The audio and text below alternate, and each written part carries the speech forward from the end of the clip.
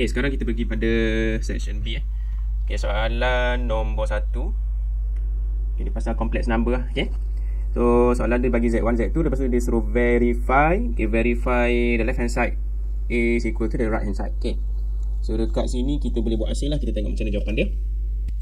Okay, kita buat asing. So yang dekat sini dia buat untuk left hand side dulu lah. Okay, lepas tu dia buat untuk right hand side. Okay, and then conclusion kita benda Allah tu sama dengan tu. Okay, so tak kisahlah mana-mana nak buat kanan dulu ke kiri dulu ke, yang penting kita verify. Inilah yang soalan nak kita verify. Okay, verify maksudnya betul lah yang sebelah kiri itu sama dengan sebelah kanan. Okay, dalam bahasa Melajunya apa? Sahkan. Sahkan, verify, sahkan. Tolong sahkan. Gitu. Okay, yang ke 1B. Okay, argument of Z1. Okay, argument of Z1, hati-hati sikit bila baca soalan. Bukan Z2, Z1. So kita ingat balik. Kalau saya akan bermula dengan lukisan dululah. Macam mana lukisan dia ni? Okay, kita akan tengok. Oh, dia adalah pada first quadrant. Okay, pada first quadrant. So dia punya argument dia adalah argument of Z1 kat sini lah. Okay, first quadrant. So shift tangent, ada basic angle je lah sebenarnya. So shift tangent 3/6, the modulus of 3/6, the absolute value of 3/6. Okay, ni saya nak ingatkan, sentiasalah guna absolute. And then jawapan dia, kalau dia tak minta degree, so kekalkan dalam radian. Up to 4 significant figures, at least up to 4 significant figures. Okay, okay, soalan nombor 2. Okay, 2A. Okay, solve. Okay, dekat sini kita akan buat apa ni? Okay, kita akan tengok boleh tak guna, kena cam dululah. Okay, kena cam dululah function dia tu. Kalau awak tengok kat sini, x to the power of ln x minus 2. X to the power of something yang ada x. It is not an exponential function. Dia bukan exponential function. Kita ingat balik lah. Dalam masa yang sama, saya nak kita recall balik lah apa maksud exponential function, ataupun apa contoh exponential function kalau saya ada sesuatu base itu constant. Macam ni. Okay, ataupun it can be exponent to the power of x. Maksudnya, contoh lain lagi banyak lagi lah sebenarnya. Saya taklah terlalu tu sangat. Contoh lagi, semua ni adalah exponential function. Maksudnya dia punya base dia adalah constant. Base dia adalah nombor. Exponent tu pun nombor juga kan, 2.71 something lah. Okay, baik, so sekarang kita deal dengan bukan exponential function. Bila bukan exponential function, x to the power of something yang ada x, tetapi not x to the power of something yang ada x. Bukan base tu constant, dia adalah x. Variable. So maksudnya kita cuba take ln both side. Ni boleh kata dia punya rule of thumb dia. Kita cuba take ln lah both side. Okay, sebagai first step kita. Cuba kita tengok apa yang berlaku lepas tu. Okay, ln our left hand side, and then ln the exponent of 3. So dekat sini ln dengan e, so it's just 1. So we just left with 3 lah for our right hand side, and then our left hand side we can bring down. Inilah pentingnya. We can bring down log x ataupun ln x minus 2. Okay, kita boleh bawa ke bawah lah, ke depan. Jangan lupa ini ada bracket sebab dia satu tim tu. Okay, dia satu tim tu. So kita letak bracket, and then ln x, dan sebelah kanan 3 lah. Okay, saya tulis lah supaya awak nampak lah dia punya flow dia. So kita take log both side. Take log ataupun ln, tak kisahlah. Saya biasa guna kataan log. Ini biasa.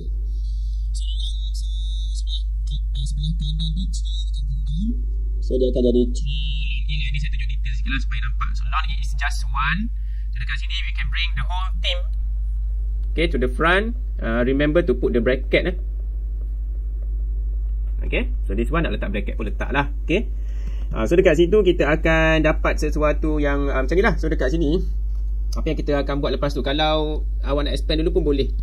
So ln x, nak let terus pun boleh. Kalau saya mungkin saya akan expand dulu lah. Kita tengok apa yang develop lepas tu lah.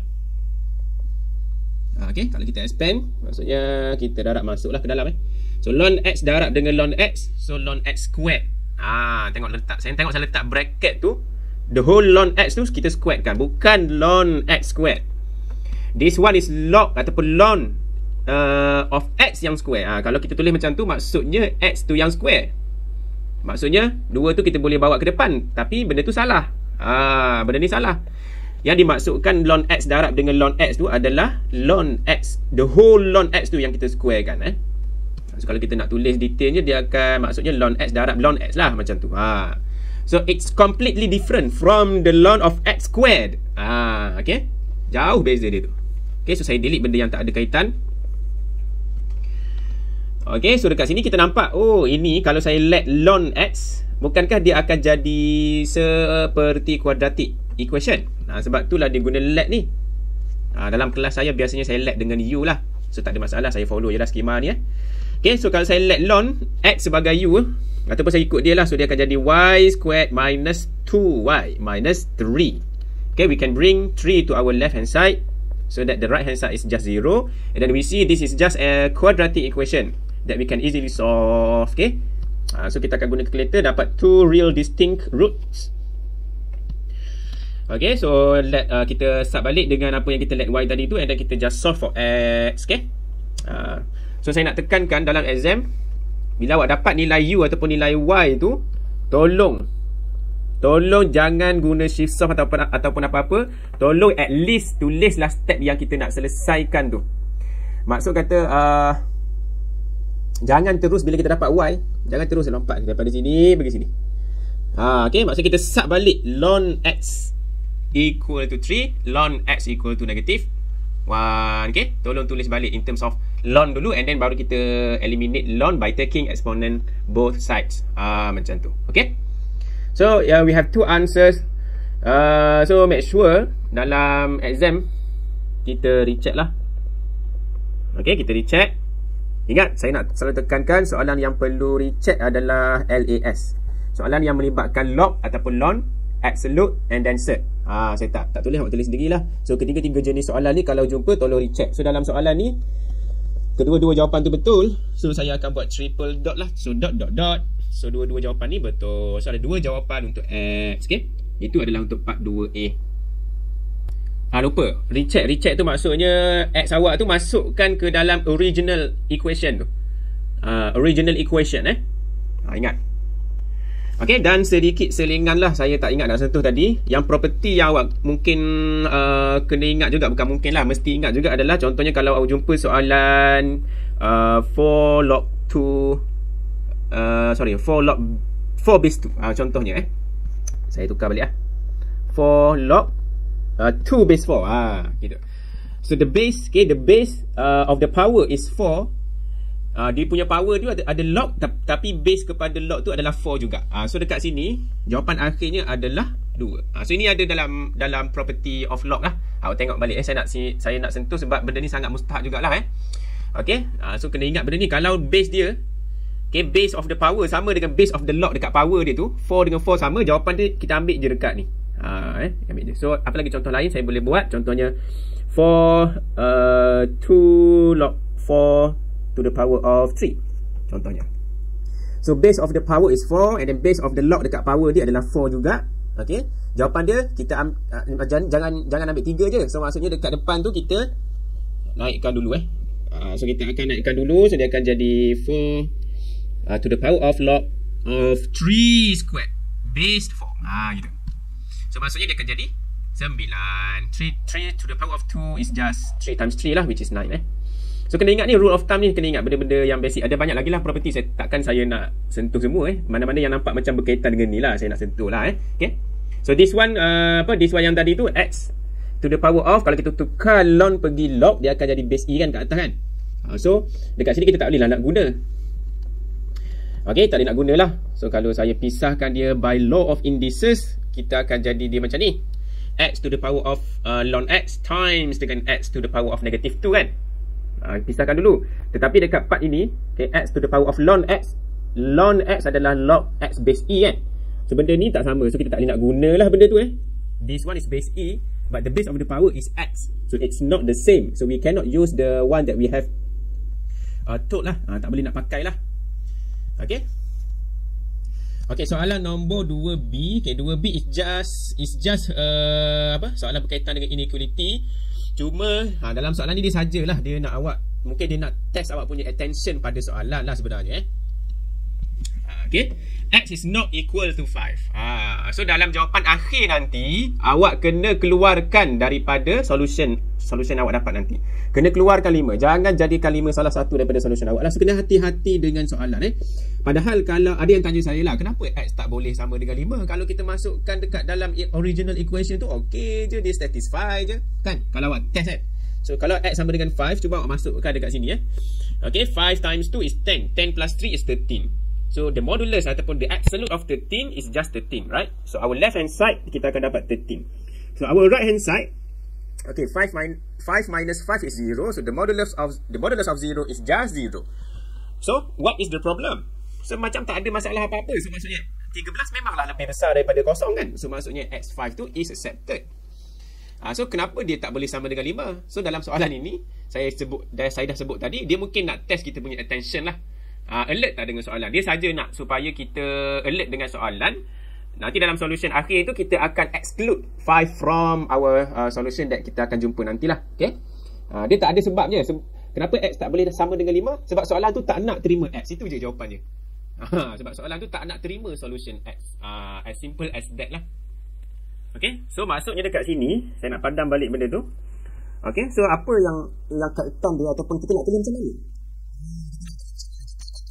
Dia situasinya A ke N. Sebab ada dua sebenarnya ni. Ada dua benda yang kita kena tulis. Satu yang ini, satu yang ini. Sebenarnya dia adalah situasi N. Okay, logik je. So mula-mula kita akan solve benda ni kan. So kita akan tulislah benda tu. Kan, benda ni yang kita nak solve sebenarnya. Dalam saya guna perkataan dalam bahasanya and at the same time, saya guna perkataan and at the same time. N maknanya dan dalam masa yang sama N. N dalam masa yang sama X tak boleh sama dengan 5. So dia berlaku serentak. Dia berlaku serentak. Okay, so kita akan guna ataupun kita akan tulis N. Kita akan cari intersection. Okay, kita akan cari intersection. Okay, so kita akan buat dua bahagian lah. Satu yang penting sekali bahagian ni lah sebenarnya. Yang ni senang je. Itulah dia punya solution dia. Sebelah kanan tu X tak boleh sama dengan 5. So maksudnya semua nombor lah kecuali nombor 5 je. So solution dia kita dah tahu dah. Macam ni lah dia punya interval form, dia punya solution. Semua nombor kecuali nombor 5. Yang tu yang kita nak. Yang core dia adalah sebelah sini. Okay, so maksudnya dekat sebelah sini kalau kita jumpa inequality that involves the absolute value for both right and left sides, so kita akan kita akan squaring both sides lah. Okay, kita akan squaring both sides.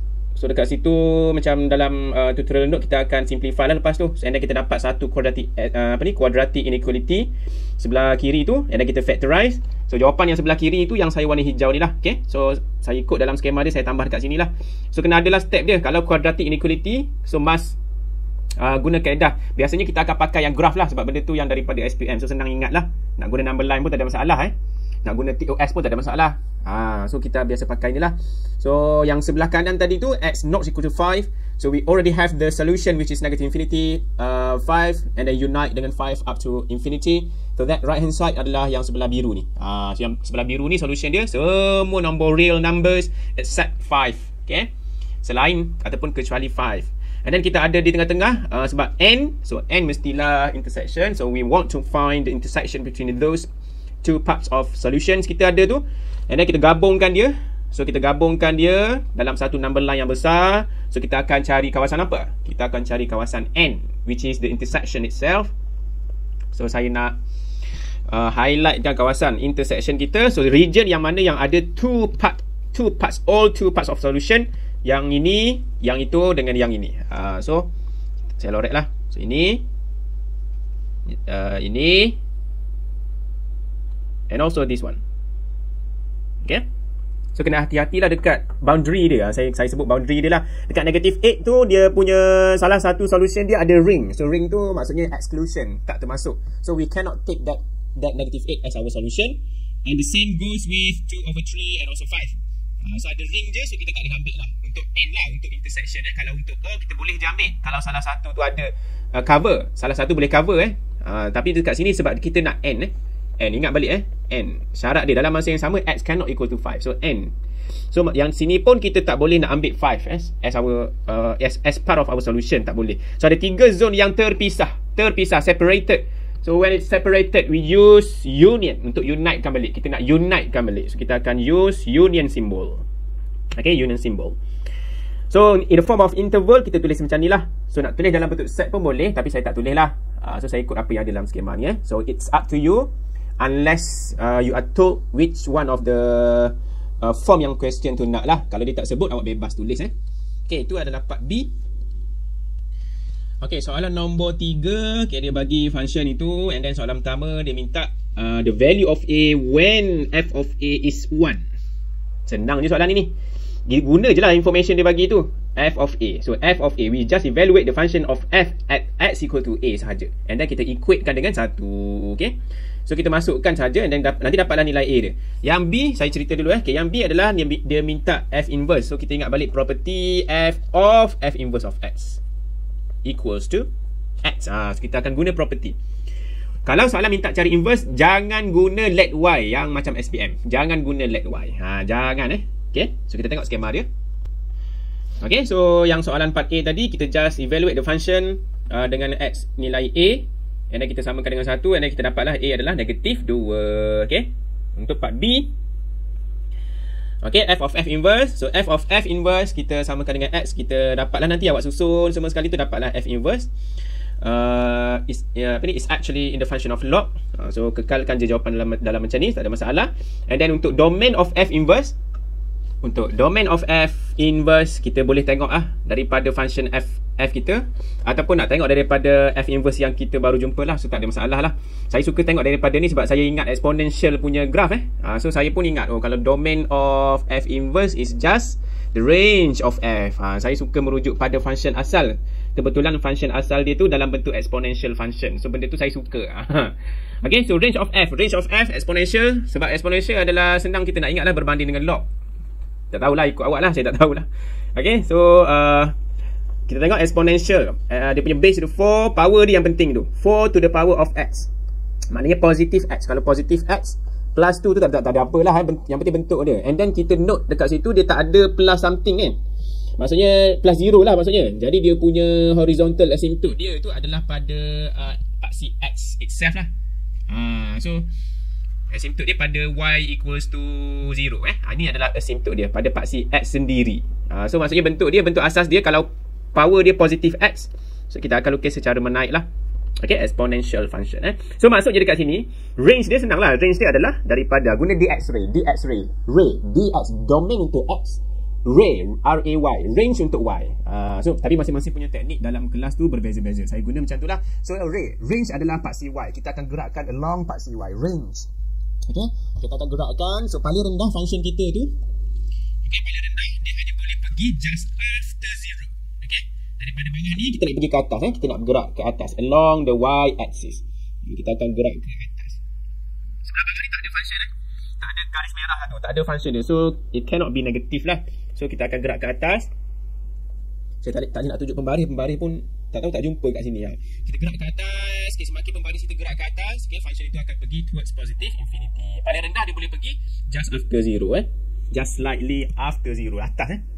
Daripada 0 sampai infinity. So the range of f adalah 0, infinity. Okay. So itu dari pandangan saya tengok function f. Okay. Kalau awak suka log, awak tengok daripada f inverse lah. Okay. So function log. Okay, function log dekat dalam log, dia punya x dia tu positif. So kita balik pada apa yang pernah kita tu lah. So dia punya lukisan dia ataupun the basic shape of the log x. Okay, tak kisahlah base berapa, dia punya asas dia adalah macam ni lah. Okay. So dekat sini adalah 1. Okay, 1. And then kita tengok log of 1. Log of 1 is just 0. So betul lah dekat sini dia punya x intersection dia adalah 1. Okay, so dia punya domain of f inverse, domain dx ray, dx d, domain adalah x. So kita akan move along the x axis. So bermula dari sini sampai ke sana. Dan sebelah kanan tak ada graf tu. So we don't care about sebelah left lah, tak ada graf. So graf dia paling kecil dia boleh dari 0 sampai ke infinity. So this graph actually continues forever lah sampai ke positive infinity. X dia yang positive infinity. So from 0, comma infinity. Itu. Okay, soalan nombor 4, dia bagi function an exponential function and then GOF. Okay, dia bagi soalan pertama, dia minta domain and range of f of x. Maknanya benda ni lah. Okay, kita tengok dalam jawapan dia. Function dia tu mudah saja kita nak sketch lah. So kalau kita sketch ikut apa yang kita dah belajar tu, awak tengok ada exponent, maknanya dia adalah exponential function lah. So dia punya power dia, okay, dekat exponent tu adalah negatif. So maksudnya dia akan decreasing decreasing function as x getting bigger. Okay. So yang kedua yang tengok dekat plus 3 dekat belakang tu, itu dia punya horizontal asymptote dia. So untuk exponential function kita nak ingat balik dia punya lagu pula. Dia punya apa? Akronim dia lah. Ingat tak yang kelas tu? A tu maksudnya exponential. H tu maksudnya apa yang penting untuk exponential adalah horizontal asymptote. And then Y adalah bermaksud Y intersection. Okay, bagi kelas saya lah, dia tahulah maksud AU tu sebab dia ada kaitan dengan log kan. Saya tulis yang penuh lah, AU very excellent. So maksudnya untuk log, untuk kelas saya je lah ni. Untuk lain-lain kelas, lain-lain caranya. So untuk log, saya tulis terbalik. V very X adalah excellent. Excellent maksudnya X tu maksud dia adalah untuk excellent, perkataan excellent. Kalau X maksudnya sebenarnya adalah X intersection lah dalam situasi kita yang sebenar. Okay, so you all very excellent. So you all very excellent. Macam tu. Okay, tapi dalam ni kita nak fokus pada exponential lah. Exponential, so bahagian sini je lah exponential function. So apa yang penting pada exponential function adalah horizontal asymptote dengan Y intersection. Okay, so horizontal asymptote senang, kita detect je dekat belakang dia ataupun dekat depan dia ada tak plus sesuatu ataupun minus sesuatu. Itulah dia punya horizontal asymptote. So in our case here, our horizontal asymptote is just Y equal to 3. Okay, it's positive, right? So maksudnya Y equal to 3 adalah our horizontal asymptote. Okay, and then our graph, okay, kita dah tahu dah dekat X tu negatif. Okay, negative coefficient of X maksudnya the graph keeps decreasing. Saya guna warna lain lah. Okay, decreasing. Okay, and another important thing ataupun the last important thing untuk exponential function adalah kena tahu dia punya Y intersection. Okay, Y intersection ni maksudnya kita akan let X to be 0 lah. Kita akan let X to be 0. So e to the power of 0 is just 1. So 1 plus 3 is 4. So dekat sini, saya warna biru lah dekat sini. Tak nampak juga, biarlah. Okay, so itu adalah our sketch. So this is Y versus X ataupun F of X versus X. Okay, nak cerita apa sebenarnya? Nak cerita tentang domain je. Okay, domain. Kalau bentuk tu kita dah pernah belajar untuk sketchnya. So kita sketch lah supaya nampak benda tu. Okay, domain dia adalah daripada negative infinity sampai positive infinity. So maksudnya kalau dalam kelas saya tu saya guna dx ray lah. Domain adalah paksi X. Kita akan gerakkan along the X-axis. X-axis.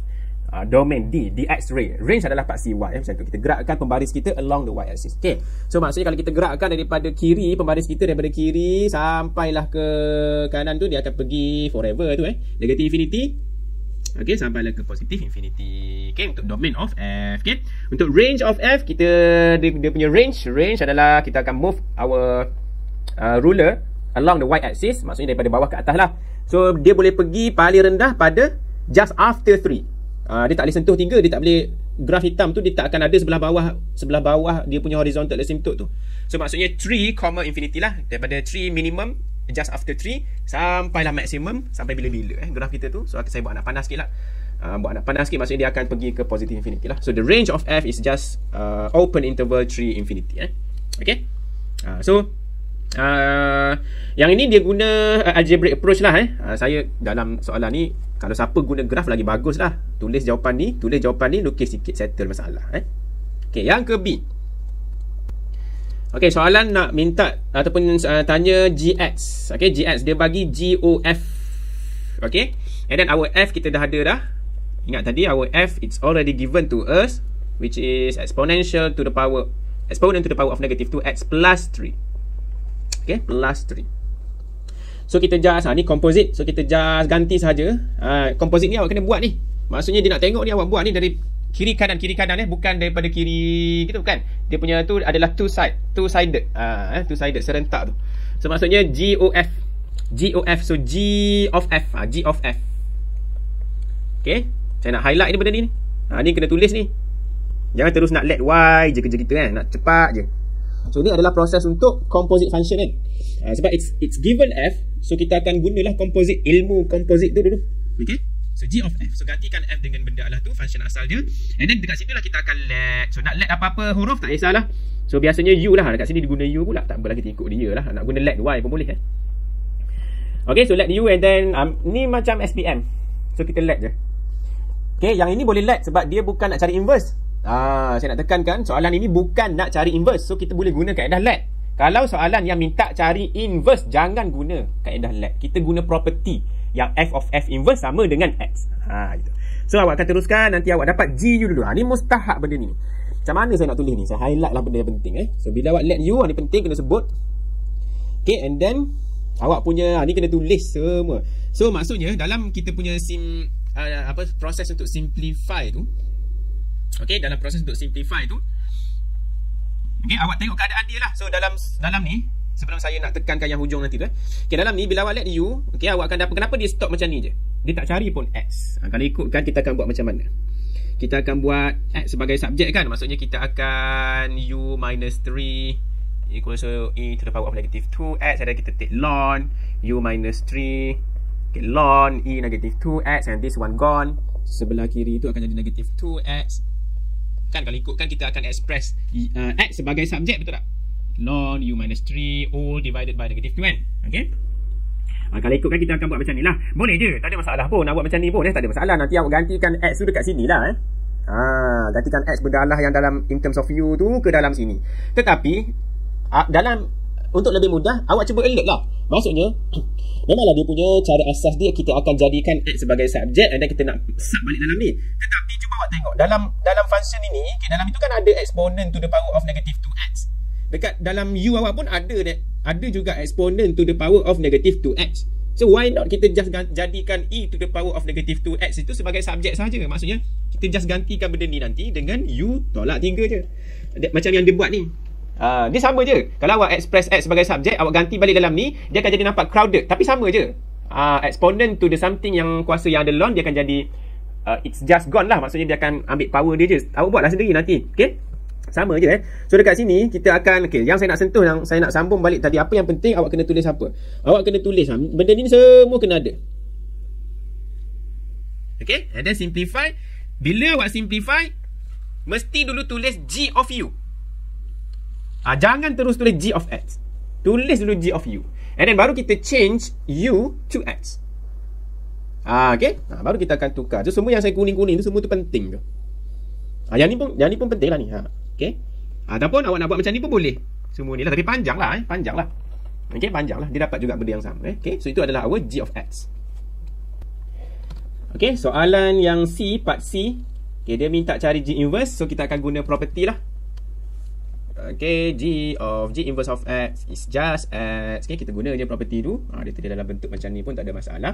And then kita susun, kita do a bit of rearrangement so that we have G inverse as our subject. And then kita dapat dalam bentuk ni lah. So it's just an exponential function. Okay, so lepas tu disuruh sketch saya tunjuk kat sini So disuruh sketch. Awak pilihlah salah satu untuk awak sketch. Dan teknik dia adalah dalam kelas saya tu, teknik lipat kertas tu lah. Saya rasa dalam kelas lain pun lebih kurang lah tekniknya. So kita pilih satu function saja untuk kita sketch lah. Dalam ni saya katakan saya suka yang exponential. Saya lah, pada saya akan start dengan G inverse. So saya akan sketch dulu G inverse, iaitu exponential function. So untuk exponential function, saya tulis balik yang tadi lah, iaitu acronym kepada U. So exponential, apa yang penting adalah horizontal asymptote dia, which is Y1. Dan dia punya Y intersection dia adalah, kita gantikan X dengan 0. So we just dapat 1 plus 1, which is 2. So our Y intersection adalah Y equals to 2. 1 X 0 lah maksudnya. Okay, X 0, Y dia 2. So benda-benda tu kita akan Kita akan label dulu lah. Okay, so salah lah, saya patutnya guna warna merah ni So ni merah. Sebab dalam graf tu dia guna warna merah untuk exponential, untuk G inverse Okay, so exponential function warna merah tu, okay, warna merah tu kita punya horizontal asymptote is 1. So kita lukis dulu apa yang basic dia lah. So yang basic dia adalah horizontal asymptote.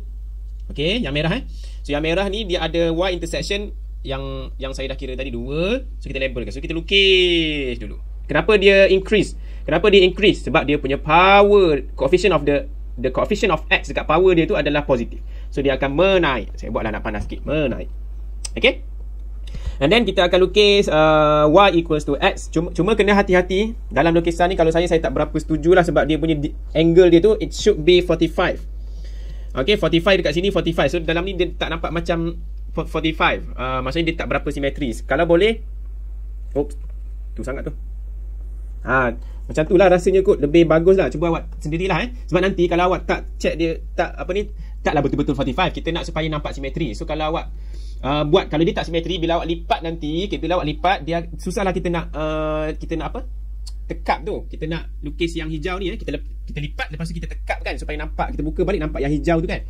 Susahlah kalau dia tak simetri, takut nanti salah So kalau boleh kita lukis dengan lebih teliti lah kita make sure dia punya sudut dia tu is equally divided lah, which is 45 okay.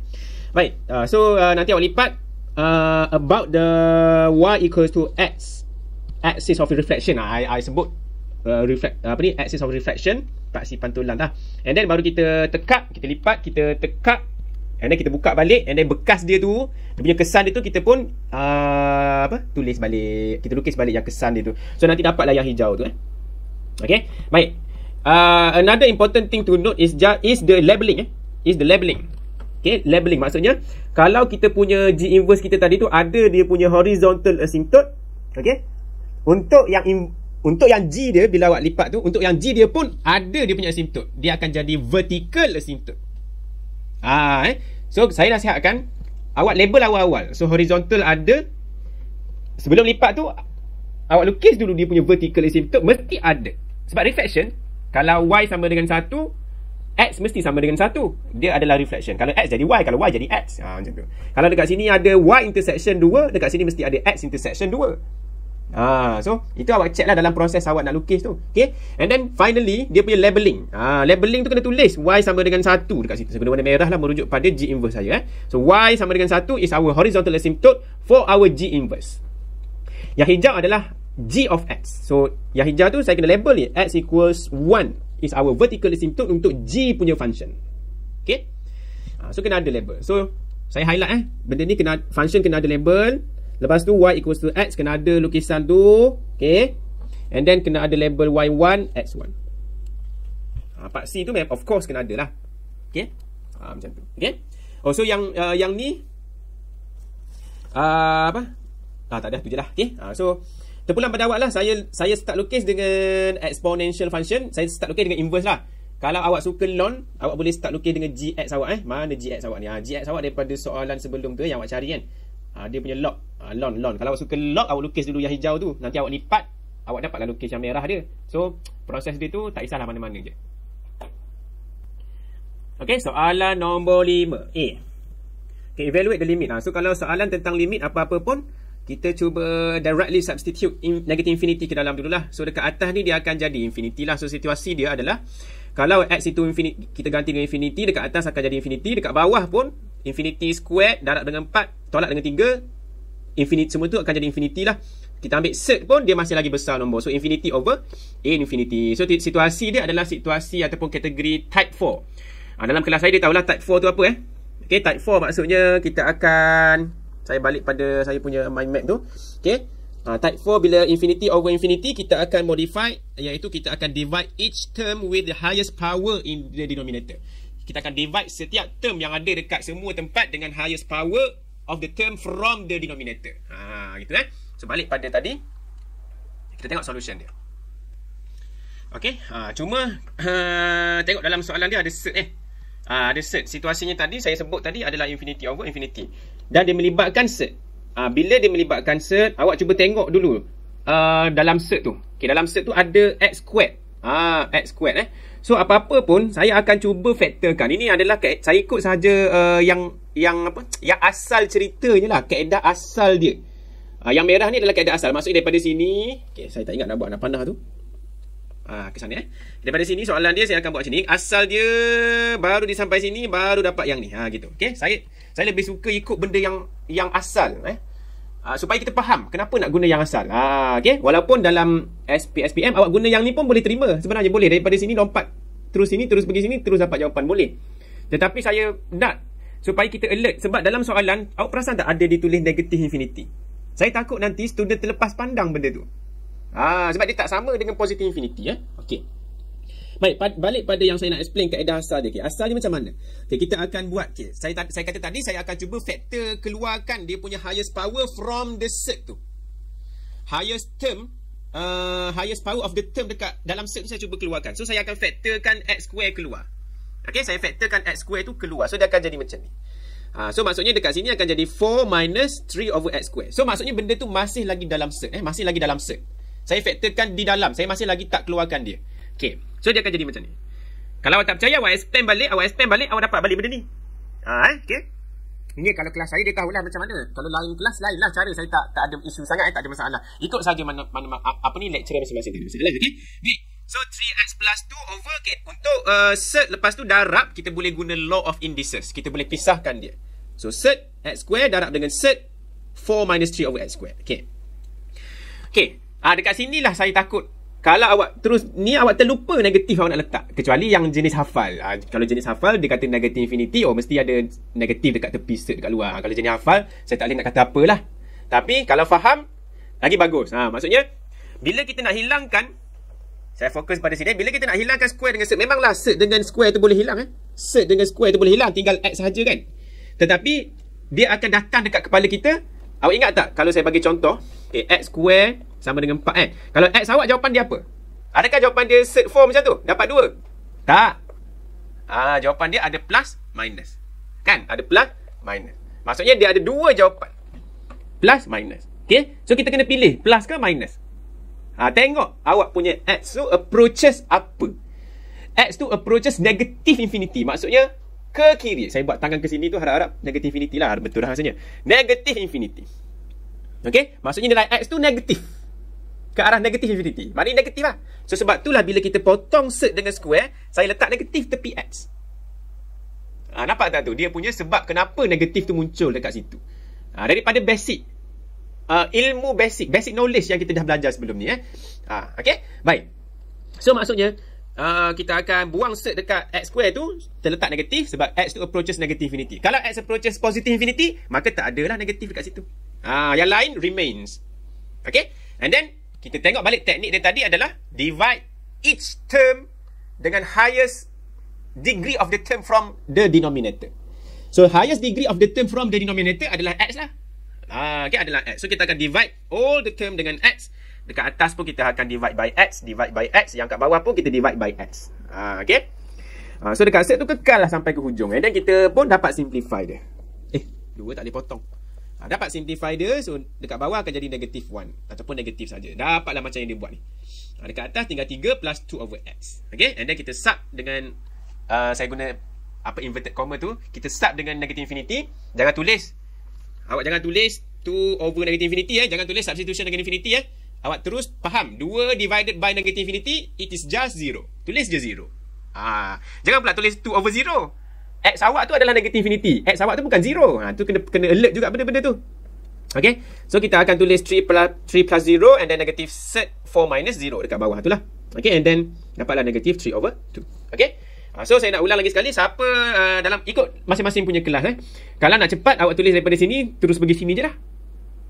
Okay. Mungkin dia jenis hafal, maka dia ingat negative infinity kena ada negatif. Okay. Mungkin dia dah faham lah. Tak ada masalah. Maksud saya kalau dia hafal tapi dia tak faham, tak bagus lah sebenarnya. Kalau dia hafal, dia dah faham, lepas tu dia hafal, boleh lah. Tak ada isu. Maknanya guna je lah kaedah ni lebih cepat lah. Tapi kalau saya, hafal ke tak hafal ke, saya akan sentiasa buat macam ni. Sampai sini, baru dapat macam ni. Okay? So, dia lagi enjoy. Saya rasa lagi enjoy kalau buat macam tu. Sebab saya boleh recall balik semua yang asas-asas dalam matematik kita tu. Kenapa jawapan akhir jadi macam ni? Dalam proses tu saya boleh ingat balik. Kalau set dengan x square dia memang boleh potong, tapi dia ada plus minus kat depan. So kita kena decide dulu plus ke minus. Dia akan dalam kepala saya lah. Biasa saya bercakap dalam kepala saya tu bercakap benda tu. Sebab tu saya kata saya enjoy. So dia terpulang pada masing-masing lah sebenarnya. Okay, soalan yang kelima, B.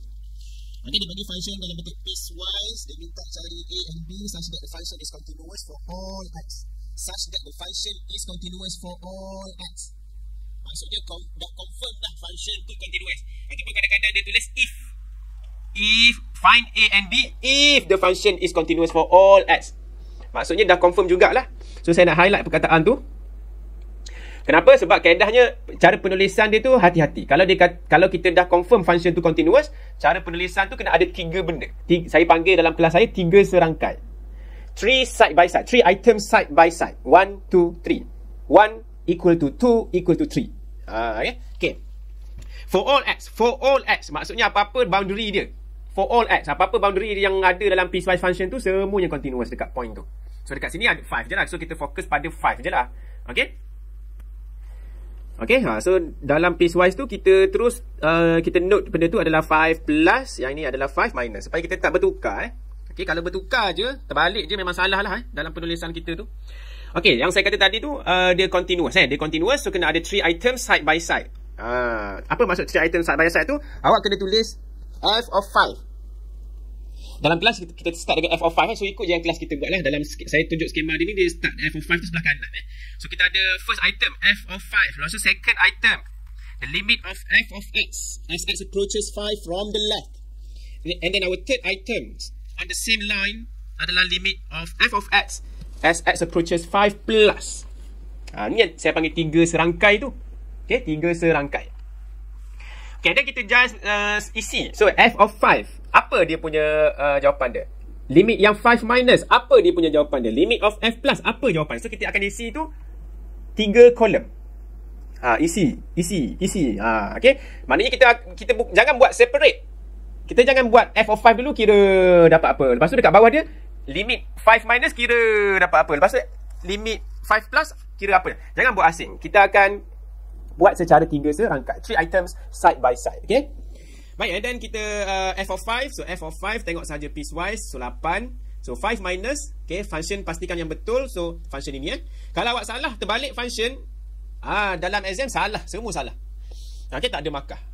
Tak ada markah. Jangan terbalik. So kena teliti betul-betul. So 5 minus, 5 plus yang ni, 5 minus yang ni. So f of 5 8. Okay, and then kita masukkanlah function itu, and then kita evaluate each of the responding limits. And then ada 3 lah equation, 3 equation pula. Ada 1 line yang mana kita boleh dapatkan 2 equation from there lah. Okay, so daripada part mana ni? Daripada part kita boleh pilih mana-mana untuk selesaikan dapat solution. Daripada ini saya nak ambil yang belakang tu, kita dapat nilai A dulu. Okay, 5A plus 3 equal to 8. Okay, that is our first equation. So we'll get A, which is 1.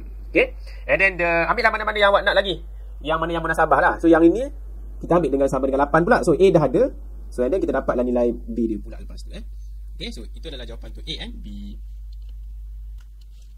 Okay, 5C. Okay, dia bagi a function Y, and then dia minta cari horizontal dengan vertical asymptote. Yang ni pun saya nak ingatkan balik lah. Okay, kalau dia minta horizontal, kalau horizontal asymptote, okay, horizontal asymptote kita mesti expand, must expand. Okay, must expand. Sebab nanti kita nak tengok dia punya highest degree of the term from the denominator. So kita akan expand lah, kita wajib expand lah nak tahu highest degree dia, which is x square lah kan. Obviously dalam kes kita ni, so maksudnya kita akan expand. Okay, kalau horizontal asymptote. Kalau vertical asymptote, jangan expand. Maknanya kita akan factorize. Ambil saja yang dia dah buat ni. Sebab kita nak tahu location of the zero tu. Zero plus dengan zero minus tu berada dekat mana. Okay, kita tengok solution dia lah. Okay, seperti yang saya biasa sebut dalam kelas saya, kalau dia minta cari asymptote apa-apa, tolonglah tulis dulu x tu tak define dekat mana. So dekat bawah ni kita tengok dekat denominator dia, x cannot be 4, juga x cannot be negative 2. Okay, tulislah benda ni dulu. Walaupun mungkin ada markah ke tak ada markah ke, jangan fikir, tulislah dulu untuk selamat lah. Dan sebab apa nak tulis benda ni? Sebab inilah yang kita suspect akan jadi vertical asymptote. Yang kita suspect akan jadi vertical asymptote. Okay, dalam solution dia buat horizontal asymptote dulu. So tak ada masalah sangat. So dia buat horizontal asymptote dulu, HA. Saya ikut je flow dia. So untuk horizontal asymptote saya sebut dah tadi, mesti expand. Dekat bawah tu mesti expand. So kita expand. Lepas tu highest degree dia adalah 2. So kita akan divide all the terms from ataupun on our numerator dengan denominator by x kuasa 2. Okay. So akan simplify benda tu, dapatlah nanti 0. Okay. And then kita buat untuk x approaches negative infinity also.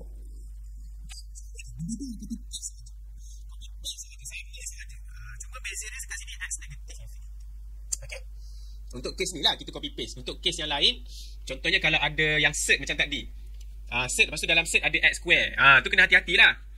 Jangan pula copy paste. Kena hati-hati dengan kedudukan negatif x tu. Kat mana yang ada negatif, kat mana yang tak ada negatif tu Okay, so our y equal to 0 is the horizontal asymptote. Okay. Untuk vertical asymptote, okay, VA. Okay, kita dah suspect tadi akan berlaku pada x4, lepas tu x negative 2. So kita buat seperti biasa, 4 plus 4 minus. Cuma saya dah sebut tadi, kalau vertical asymptote kita ambil yang factorization, yang factorize punya form, yang dah di-factorize kan.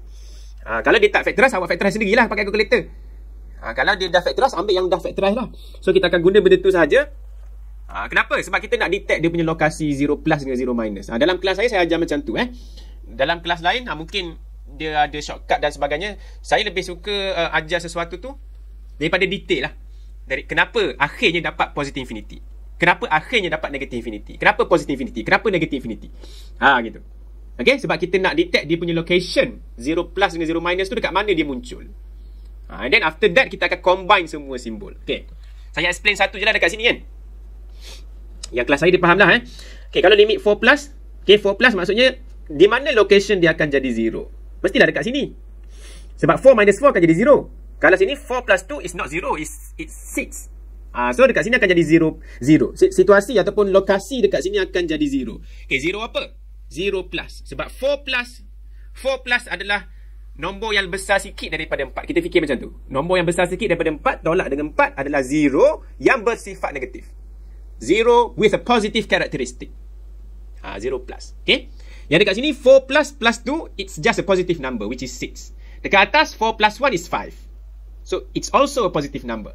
Okay. So positive mixed with positive, so it's becoming positive.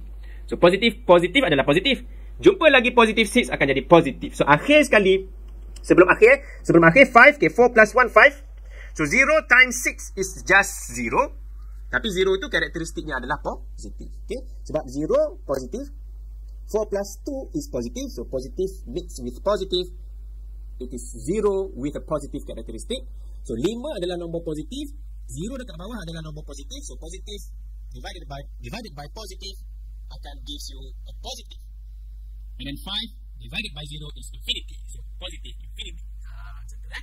So saya tambah step inilah. Biasa dalam kelas saya akan minta student buat sampai begitu, supaya dia faham. Sebab itulah dapat positive infinity. Okay. Dan yang 4 minus, kenapa dapat negative infinity? Sebab dia akan berakhir dengan 5 divided by 0 minus.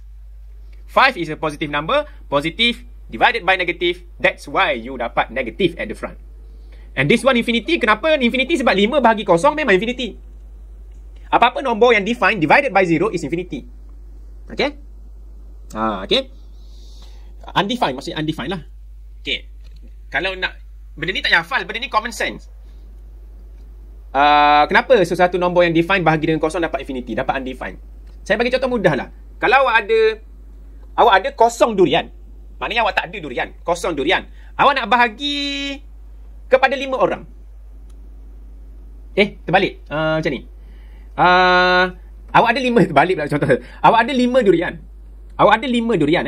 Fokus pada sini lah. Awak ada 5 durian. Awak nak bahagi kepada 0 orang. Maknanya tak ada orang. Awak nak bagi pada siapa? So tak boleh nak bahagilah. So sebab tu undefined. So 5 divided by 0 is undefined.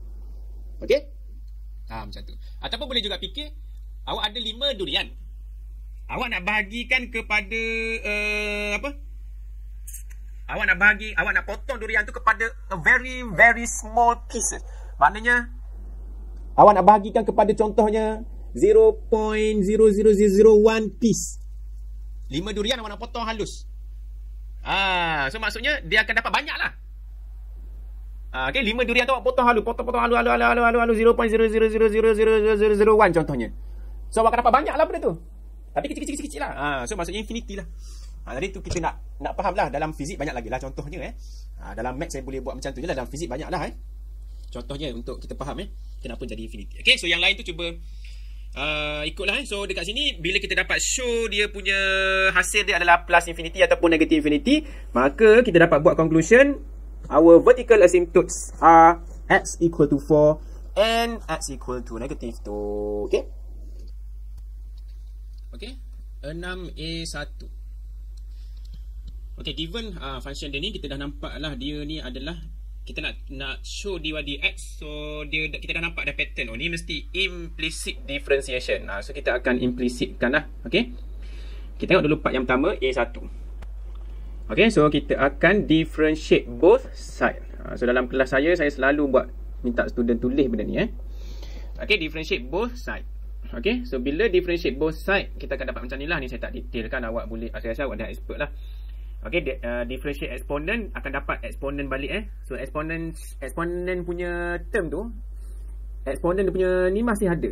Power dia pun sama. Cuma aksesori dia adalah kita kena ddx. Kita kena differentiate dia punya power dia. Dalam kelas apa yang saya minta student saya biasa tulis, saya yang sebelah kanan So ddx. Saya tulis balik tu sebelah kanan ni. Okay, saya akan minta student tulis. Okay, exponent adalah function yang paling special dalam dunia kerana differentiate dapat balik diri asalnya dapat balik diri asalnya sebiji sama, tetapi ada aksesori tambahan ddx, kena differentiate power dia. Macam ni baru dia dapat nanti. Okay, darab dengan dah buka kurungan differentiate power. Saya sebut power, saya tak tulis power dia. X tolak y. Okay, dapat balik exponent dan differentiate power dia sahaja. So yang power dia tu differentiate seperti biasa X tolak Y differentiate jadi 1 minus dy dx. Yang penting tu adalah kurungan. Nampak tak kurungan tu? Sebab itulah saya letak awal-awal supaya awak tahu benda tu adalah kurungan. Okay, kurungan. Maksudnya nanti awak kena expand ni. Itu je betul Okay, so dalam kelas saya akan letak student tambah statement supaya kita kena hati-hati apa yang kita differentiate sebagai aksesori tambahan. Okay, jadi follow step nanti awak cuba show dapatkan dy dx sebagai benda ni lah. Okay, itu soalan pertama. Soalan yang part yang kedua. Okay, dia minta show statement ni. Dia minta show benda ni. Okay, seperti biasalah ada dua cara Okay, ada dua cara. Dalam soalan ni dia, awak perasan tak, dia tak ada hands. Dia tidak ada hands. Kalau set yang set sebelum ni dia ada hands. Saya pun tak ingat dah set mana, tapi ada hands. Kalau ada hands, kita wajib start daripada sini. Okay. Okay. Kalau tak ada hands, bebas. Boleh pilih method satu ataupun method kedua. Saya dah explain dah dalam video saya Okay, saya sentuh secara kasar je lah. Dalam soalan ni dia tak ada hands. So kalau kita nak guna method satu, okay, kita dah ada kan tadi dy dx kan. So method satu ni kita akan implicitkan sekali lagi. Implicitkan sekali lagi. Maksudnya kita akan differentiate both side untuk kali kedua. Okay, tetapi sebaik-baiknya seperti yang saya sebut sebelum ni, okay, sebaik-baiknya kita alihlah dulu 3 plus y tu ke kiri. Okay, alih dulu supaya kita tak nampak dia dalam bentuk quotient rule. Gitu. So kita alih dapat macam ni, and then kita differentiate both side kali kedua. Okay, sebelah kiri dia ni, ini awak boleh katakan dia sebagai u, ini boleh dikatakan dia sebagai v. So dia operation dia adalah darab. So maksudnya product rule. Okay, u v. Carilah u prime dengan v prime. Sebelah kanan dia differentiate y jadi dy dx lah. Itu tak ada masalah lah. Okay, and then awak carry on the process. Pastikan nanti awak akan, okay, bila awak lakukan proses untuk simplify semua benda tu, selalu rujuk pada apa yang statement dia nak show. Dia nak suruh awak show sebelah kanan tu mesti kosong, sebelah kiri tu ada benda ni. Jadi nasihat saya, habis satu step ataupun awak selesai buat dua step, tengok soalan dia. Tengok apa yang nak di show. Dia mesti ada d2y dx square, dia mesti ada 3 plus y to the power of 3. Okay, dia mesti ada tolak 3y untuk sebelah kiri tu. Sebelah kanan tu mesti kosong. Gitu. So setiap dua step ataupun setiap step pastikan refer balik pada soalan asal. Okey. Contohlah saya bila awak simplify dy dx tu dah ada daripada soalan sebelum, kita start balik, awak simplify awak dapat satu tahap, awak dapat 3 plus y d2y dx square. Kan? Yang kita nak show 3 plus y power 3 d2y dx square dah ada. So macam mana kita nak adakan balik, kita nak wujudkan 3 plus y to the power of 3? Mestilah awak kena darab semua kiri dan kanan dengan 3 plus y to the power of 2. Maknanya 3 plus y square. Kenapa nak darab semua? Sebab kita nak jadikan, kita nak proof statement tu. Dalam statement tu ada kuasa 3. So kita kena fikirlah macam mana kita nak jadikan kuasa 3. Mestilah kita kena darab semua dengan 3 plus y kuasa 2. Okay. Sebab tu saya kata, lepas buat sikit, tengok soalan asal. Buat sikit, tengok apa statement asal yang dia nak show, supaya kita sentiasa matching. Okay, baik. Itu adalah metod yang pertama. Maksudnya implicit yang kita buat tu twice, 2 kali. Okay, baik. Yang metod kedua adalah kita cari, kita ambil daripada kiri je. Maksudnya kita just nak prove, dalam soalan dia minta show apa? Benda Allah ni mesti sama dengan kosong. Maksudnya kita tak nak show statement semua kiri dan kanan. Kita nak show sebelah kiri ni, bila awak sub dengan d2y dx square tu, dapat tak kosong? Kalau dapat, show. Gitu. Okay? Dan mesti dapat lah. Kena proof dapatkanlah kosong tu. Okay? Jadi dalam metod kedua kita akan cari apa? Kita akan cari d2y dx square dulu. d2y dx square. Maknanya second derivative. Sebab tu saya tulis kat sini metod tu. Ni metod tu, find d2y dx square dulu. Kita dah ada dah dy dx. Kan? Carilah d2y dx square guna quotient rule semua tu, nanti awak dapat macam ni. Awak dapat macam ni, and then kita sub ke dalam left hand side sahaja. Dalam kes kita sebab kedudukan d2y dx square tu sebelah kiri. Sebab tu saya kata left hand side tu tak kisahlah. So left hand side kita 3 plus y kuasa 3. Kita pun tulis 3 plus y kuasa 3 d2y dx square. Okay, ganti dengan apa yang kita dah dapat ni. Masukkan dekat sini. Tolak 3y. Tolak 3y. Nanti awak nampak benda yang boleh dipotong, maka 3y tolak 3y dapat kosong, which is our right hand side. So, shown lah. Itu metod kedua. Maksudnya kita nak buktikan sebelah kiri kita buat tu dapat tak kosong. Itu metod kedua. Metod pertama bukan nak show daripada kiri jadi kanan, bukan. Metod pertama tadi kita nak show keseluruhan statement tu dapat tak dengan apa yang soalan tu nak. Maksudnya sebelah kiri mesti dapat macam ni, sebelah kanan mesti dapat kosong. Boleh kata kita nak show kedua-dua. Two-sided must be true. Gitu. Okay. Mana yang lebih mudah? Saya tak boleh kata yang metod satu lebih mudah, metod kedua lebih mudah. Bagi pendapat saya, untuk soalan ini, saya akan pergi pada metod kedua. Saya akan pilih metod kedua. Biasanya, sebelum ni dalam kelas kenapa, saya kata metod 1 tu lebih mudah. Okay? Tetapi dalam soalan ni, saya akan pilih metod kedua. Kenapa? Sebab, cuba awak tengok dalam apa yang kita nak show, dalam soalan asal. Metod kedua tu lebih mudah sebab awak perlu cari d2y dx square je. Dan kedudukan dia ada pada satu tempat je. Cuba awak banding dengan set lain. Dalam set lain, dia ada d2y dx square. Lepas tu dia ada lagi dy dx. Dalam ni, dia just ada d2y dx square je. Dia tak ada term yang dy dx. Kan? So maksudnya kita boleh carilah yang ini sahaja. Bila kita cari, kita guna quotient rule, dapat nanti kita sub je sebelah kiri tu. Showkan je, dapat tak? Kosong. Gitu. Sebab tu saya akan, bila saya baca soalan, saya tengok apa dulu yang dia nak show. Awak tengok dalam tempat nak show tu complicated ke ataupun simple macam yang ini. Kalau dia complicated, dia ada d2y dx square, dia ada dy dx, dia ada dy dx dalam bracket square lagi. Kalau complicated macam tu, awak pergi pada metod yang pertama. Maksudnya awak guna implicit sekali lagi. Bermula dengan dy dx yang kita dah dapat tu. Okay. Kalau dia tak complicated macam sekarang ni, dia just ada d2y dx square je. Awak carilah yang ini sahaja dulu. Maksudnya guna metod tu. So dia bergantung pada soalan. Macam mana kita tengok soalan tu? Dia mesti ada bagi clue. Kalau dia punya statement dia simple macam ni, clue dia, kita akan pergi pada metod kedua. Gitu. Kalau saya lah, kalau awak tetap nak buat metod yang pertama, boleh. Implicit kali kedua, boleh. Tak ada masalah. Dapat conclusion yang sama je.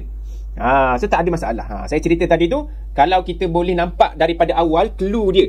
Kalau statement dia tak panjang, so kita akan pergi pada metod kedua. Kalau statement dia agak complicated, ada dy dx, ada d2y dx square, ada dy dx yang ada square kat luar lagi. Kalau macam tu, kita akan pergi pada metod yang pertama. Okay? Baik. Okay, dan soalan yang 6B. Okay, parametric differentiation. Ni macam biasalah. Kita tengok jawapan dia. Cuma dalam soalan ni dia kata in the simplest form. Saya kena highlight lah benda tu. Maksudnya awak kena jadikan bentuk dia paling simple.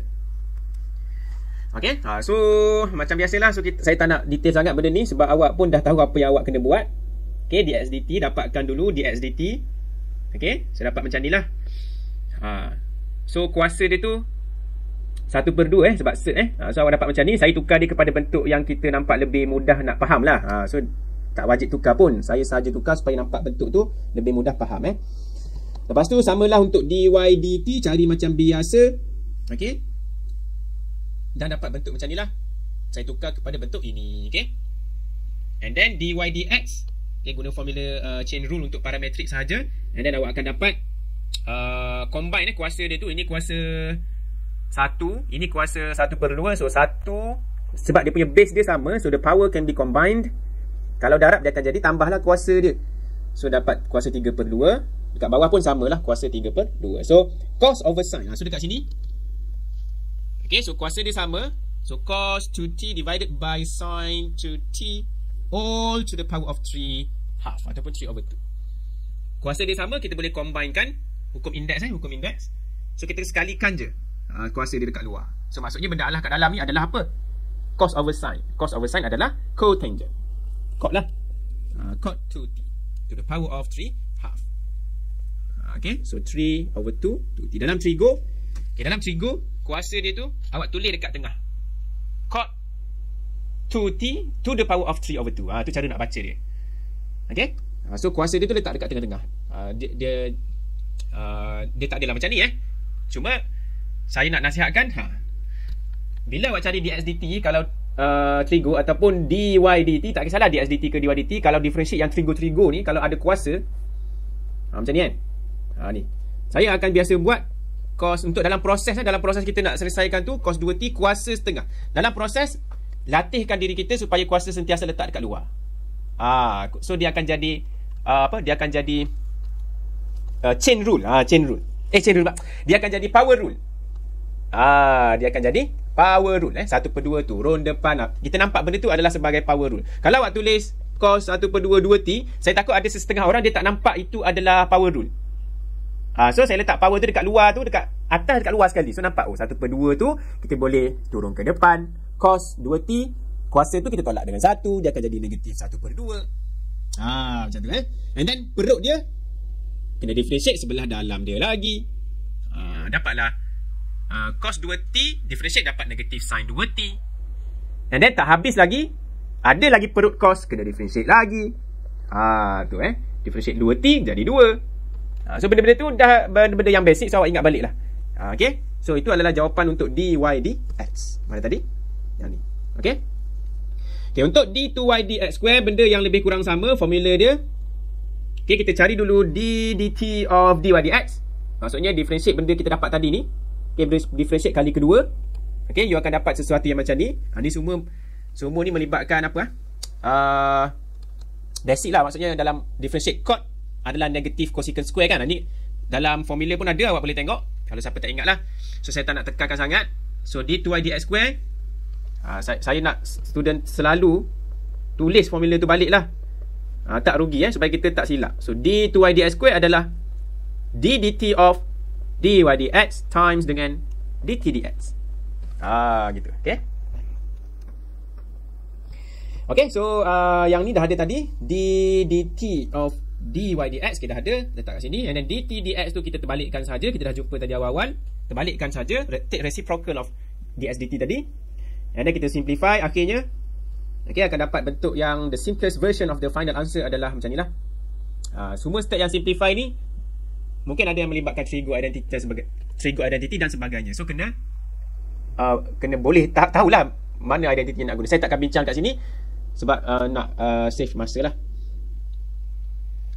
Contohnya kalau dekat sini awak nampak dah cosecant 2t angle dia. Ada square tu. Tak apalah yang square tu. Maksudnya sini semua ni angle dia 2t so kita ada sin 1 over sin. 1 over sin adalah cosecant cosecant. Sebab tu dia buat cosecant 2t to the power of half. Sebab sini power half. So 1 over sin adalah cosecant. Sama juga dengan sini 1 over sin 2t. So dia adalah cosecant 2t. So kita combine lah semua yang cosecant ada tu by law of indices. Dapatlah macam ni. Okay, nombor 7, yang last sekali. Okay, ni soalan SPM ni soalan tahap-tahap SPM ni. Optimization problem lah. Okay, baik, kita tengok dulu. Dia bagi a cylinder with both ends have two hemispheres. Okay, the ends yang dia cerita tu adalah yang sebelah kiri dan kanan dia tu adalah dua hemisfere. Hemisphere maksudnya kalau kita gabung dia adalah sphere lah. A sphere, a complete sphere lah. A full sphere kalau kita gabung dua-dua tu. Okay. Dia kata radius dia R. Okay, the radius of the sphere adalah the radius of the cylinder lah. Okay. Length, dia punya height of the cylinder is benda ni lah. Okay, soalan yang pertama. Show that the total surface area is benda-benda lah ni. Okay. Semua ni tentang formula yang part A So kita tengok formula sekejap. Kadang-kadang formula ada tapi tak faham lah. Tak boleh lah, awak kena faham lah. Okay, kita fokus pada sphere dengan cylinder. Surface area.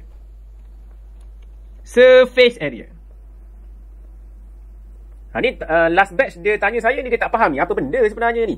Okay, kalau sphere dia punya surface area, yang sphere tu surface area, luas sphere tu, permukaan melengkung tu, dia adalah 4 pi r square. Kalau right circular cylinder, dia adalah, okay, kalau cylinder kita ada the top surface, lepas tu kita ada bottom surface. Okay, dia punya bentuknya adalah circle lah sahaja. So luas circle, a circular area, luas circle adalah pi r square. Ingat tak tingkatan berapa awak dah belajar tu? Atas bawah bentuk dia bulat sama je untuk right circular cylinder. So pi r square times 2 lah. Okay, so jadi 2 pi r square. Okay, mana lagi surface area dia kalau cylinder? Yang melengkung tu. Ni tak berapa cylinder sangat ni. Yang melengkung tu, kalau kita buka dia akan jadi segi empat ni. So the area of that rectangular shape adalah 2 pi r h. 2 pi r adalah circumference, ukur lilit bulatan. Kalau awak buka silinder, kalau tak buka dia jadi bulatan lah. Bulatan tu adalah 2 pi r. Kan sekolah ni, yang sekolah menengah punya ni, 2 pi r, ukur lilit bulatan 2 pi r. Kalau kita buka dia akan jadi segi empat Kalau asal dia macam ni, nekuk tu, bulatan tu dia adalah 2 pi r panjang dia. Kalau kita buka dia akan jadi segi empat. Dia akan jadi panjang lah. Panjang segi empat tu adalah 2 pi r. So panjang dia 2 pi r, lebar dia adalah, ataupun ini saya panggil lebar lah. Lebar dia adalah height of the cylinder lah. Okay, 2 pi r times dengan height of the cylinder. Okay, baik. So itu adalah h, height. Okay, so 2 pi r h, 2 pi r times h. So 2 pi r h itu adalah merujuk pada yang permukaan melengkung punya area. Kalau kita buka dia akan jadi segi empat. Yang 2 pi r square tu merujuk pada yang top and base of the cylinder itself. Okay, yang permukaan bulat tu. Okay, baik, balik pada soalan. Okay, soalan minta show the total surface area. So kita buat je lah. Tengok skema dia tambahkan je lah. Dia bagi yang height nanti tu kita akan masukkan lah nanti. Okay, so area sphere adalah benda ni 4 pi r square. Maksudnya gabung hemisphere. Kalau gabung dekat-dekat dia akan jadi sphere lah. Okay, complete sphere lah. Lepas tu yang ini tambah dengan 2 pi r. Okay, silinder tu dia nak total surface area kan. Maksudnya bila kita gabung permukaan yang dekat luar tu je lah. Dekat silinder punya top dengan base tu tak payah kira lah yang tu, sebab tu dekat dalam. Dia nak total surface area semua. Kalau kita gabung tu semua dekat luar tu. Macam seolah-olah kalau perimeter. Gitu. Kalau yang length lah kita sebut perimeter kan. Kalau bentuk geometri yang digabung maksudnya surface dekat luar tu lah. Okay, so maksudnya dia punya area of the rectangular shape of the cylinder tu apabila kita buka tu. So 2 pi r h. H kita ganti dengan apa yang ada. Okay, and then kita simplify, dapatlah seperti yang soalan tu nak lah. Okay, okay. Part B. Okay, hence find the value of R when the total surface area is minimum. Highlight kan total surface area minimum. Total surface area maksudnya dia berkait dengan dA. Bukan dV, bukan volume. dA over apa? dA over apa? Tengok balik equation of surface area awak tu. Dia punya variable dia apa? R. So dA dR. Maksudnya awak kena cari dA dR dia. And then nanti bila dah dapat dA dR, awak akan samakan dengan kosong. Sebab apa samakan dengan kosong? Sebab dia nak cari nilai R yang menyebabkan area tu minimum. Maksudnya kita nak cari minimum point lah. Minimum stationary point. Ingat balik yang chapter 10 10.1 dulu. Okay, minimum. So minimum mestilah samakan dengan kosong. Gitu. Okay, so saya nak imbas balik step dia. Ni berkaitan dengan optimization problem. Okay, mula-mula lukis. Kalau tak ada lukisan, nak buat lukis. Lepas tu dapatkan equation of area. Okay, dah ada dah. Okay, dapat equation of area. And then kita tengok variable dia tu single variable ke ataupun dua. Kalau dah single variable, kita akan differentiate DA/DR. Okay, differentiate. Okay, step ketiga differentiate DA/DR. Macam ni lah. Okay, and then kita akan equatekan dengan 0. DA/DR kita equatekan 0 untuk dapatkan nilai R. So dia buat dapat nilai R. Okay, sebenarnya jawapannya dah ada. Itulah jawapan, itulah soalan nak kan. Dia nak find the value of R. Kita dah ada jawapan dia tu. Cuma kita kena yakinkan, kita kena cuba confirmkan, kena sahkan adakah itu adalah nilai R yang memberikan area tu minimum. Kita cuba test. Okay, tu step yang ke berapa? 4 kan, dapat nilai R. Step yang kelima adalah kita nak guna ataupun nak test, cari F double prime ataupun second derivative. Maksudnya D2A dr square. Cari D2A dr square. Kita cari. Okay, and then kita test dengan nilai R kita tu. Okay, kita dah tahu dah, kalau jawapan R dia satu je, itu je jawapan R dia, dah confirm dah nilai R itu yang akan memberikan area tu minimum. Maksudnya jawapan akhir tu kita dah tahu dah, dia punya second derivative test pada point R itu, dia mesti positif. Awak just nak show je, nak tulis je sikit. Tulis. Gantikan nilai R dalam second derivative awak punya tu, equation tu, second derivative. Nanti awak cuba dapatkan positive number 8 pi, and then that one is obviously greater than 0, which means we have a minimum point ataupun a minimum value of R that makes the surface area, the total surface area minimum. So awak dapat positif, maksudnya awak boleh senyum, and then titik dia adalah titik minimum. Okay, so conclusion dia, apa conclusion dia sebenarnya? Conclusion dia jangan lupa tulis. Therefore R dia adalah 2.823 ataupun dalam bentuk exact value tu yang macam atas ni lah. Bergantung pada kalkulator lah. Kalau kalkulator awak tekan benda Allah tu, dia keluar benda yang sedikit berbeza, tak ada masalah. Itu adalah equivalent form sahaja. Okay, baik. So jawapan akhir dia mesti tulis. Sebab soalan tu nak apa? Soalan nak radius. Bukan soalan nak suruh show minimum ataupun maksimum. Bukan. Soalan nak radius. So kita ulang balik sahaja. Ambil benda ni, letak balik sebagai jawapan, sebagai conclusion.